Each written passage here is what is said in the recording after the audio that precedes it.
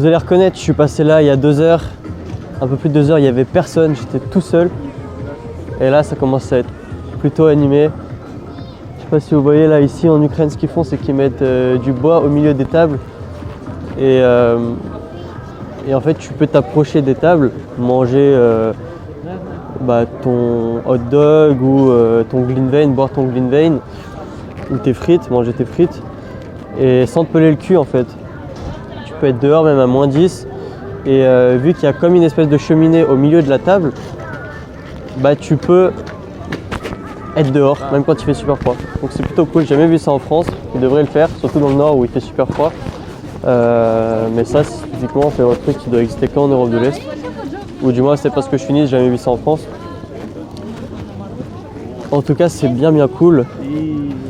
Voilà, moi, ça me fait vraiment kiffer. On se croirait au Moyen-Orient. Tu peux prendre tes maïs. Tu peux te faire du jus. Enfin, il y a plein de vins chauds. Voilà, là, encore une fois, on peut voir, il faut même chauffer au milieu de la table comme ça. C'est plutôt vachement cool, ça. Et voilà, c'est cool quoi. Franchement, ce genre d'ambiance, ça n'existe pas en France. Hein. Ça n'existe pas. La viande qui tourne comme ça, sans que ce soit du kebab. Tu peux prendre tes steaks comme ça. Voilà, c'est cool. Avec tes légumes. Voilà. La belle vie quoi. La belle vie. Donc j'espère que ça vous fait kiffer de découvrir un petit peu Kiev en période de Noël, donc voilà, il y a du monde. Il fait pas chaud aujourd'hui, hein. C'est l'hiver à Kiev. Il n'est pas supposé faire chaud l'hiver à Kiev.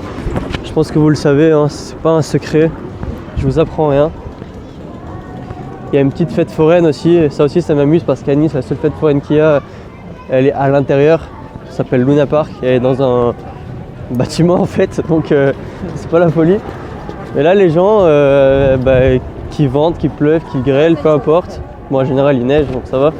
Du coup, c'est assez romantique, c'est assez cool. Les gens viennent en famille ou en couple et viennent se balader ici entre les beaux bâtiments que vous pouvez voir. Là, il y en a un. Là, il y en a un autre. Et là, il y en a encore un. Donc, puis je vous disais dans une autre vidéo, ça a été construit pendant l'URSS. Donc, il y a pas mal de signes justement soviétiques. Mais ça a été laissé par rapport à la culture, par rapport au côté historique et au fait que ça apporte beaucoup de cachet au bâtiment. Et puis, c'est très beau. Donc, ils ont su faire la part des choses. C'est pas parce que l'URSS est tombée qu'il faut détruire tout ce qui est issu de l'URSS, parce que l'URSS a quand même laissé des très belles choses à Kiev, de très beaux bâtiments, de très beaux boulevards, de très beaux parcs. Donc franchement à Kiev on se plaint pas que l'Union soviétique soit passée par là. C'est très beau. Faut que vous veniez, hein. Faut franchement que vous veniez. Il y a des très bonnes choses à goûter. Du Glühwein, je pense que ça vient peut-être d'Allemagne parce que le nom il fait pas très ukrainien, mais ici en hiver il y en a partout. C'est du vin chaud avec des épices.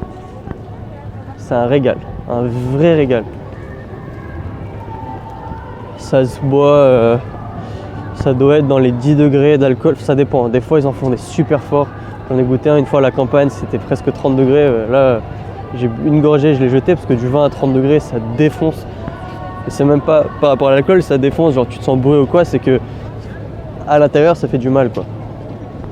Donc voilà. Mais sinon, le Glühwein, de manière générale, c'est très bon. Voilà comment ça fait quand c'est allumé, c'est comme ça. Qu'est-ce qu'on a d'autre? Du plov, il y a beaucoup de plov ici. C'est un riz avec de la viande et des légumes, super cool. Mais même moi je suis impressionné là de voir à quel point il y a du monde parce que je suis passé il y a 2 heures, il n'y avait personne. Mais bon, on est dimanche, on est le premier dimanche du nouvel an. Il y a de la glace par terre, il faut faire gaffe. Les gens doivent se demander ce que je fais avec ma caméra là, mais bon. Je pense pas être le seul à être venu à Kiev tourner des vidéos. On a un petit train. Un petit sponsor Kinder Surprise.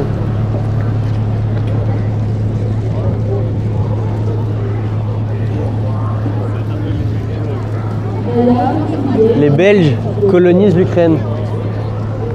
Attention les Belges.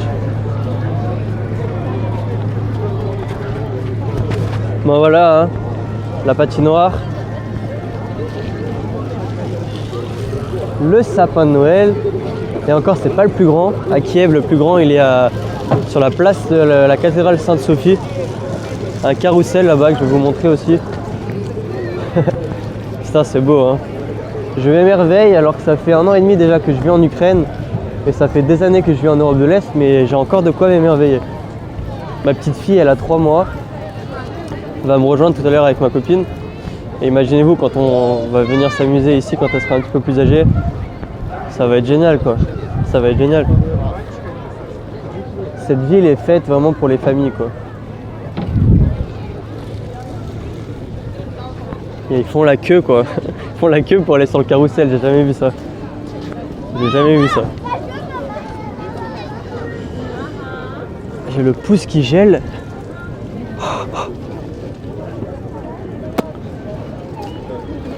Voilà, bah c'était pour vous montrer un petit peu.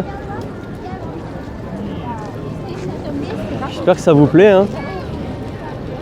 J'espère que ça vous donne envie de venir visiter Kiev, de venir visiter l'Ukraine et de sortir un petit peu des clichés qu'il ne faut pas voyager en Europe de l'Est quand c'est l'hiver parce qu'il fait froid. Mais ça a une âme quand c'est l'hiver, ça a une âme quand il fait froid. 2022, Kinder Surprise.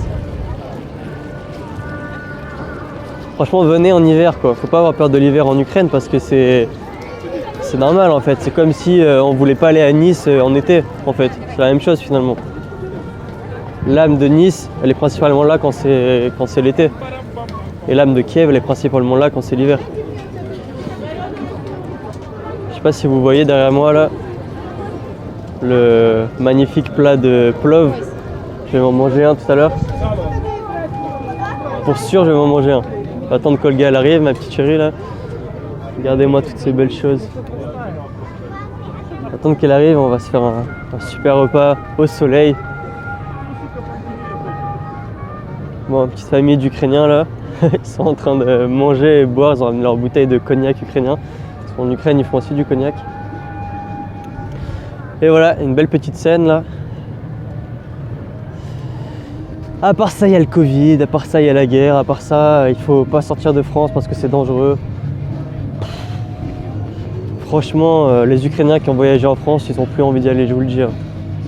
Quand un Ukrainien arrive à Marseille,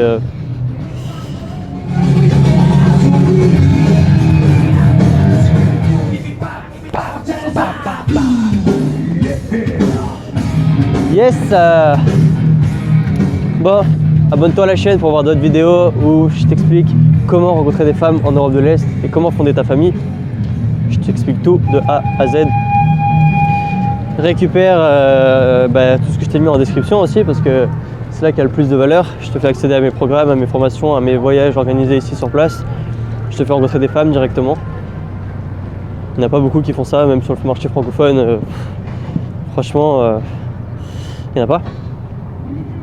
Donc, enjaille-toi, fais-toi kiffer, autorise-toi, viens ici voir comment ça se passe.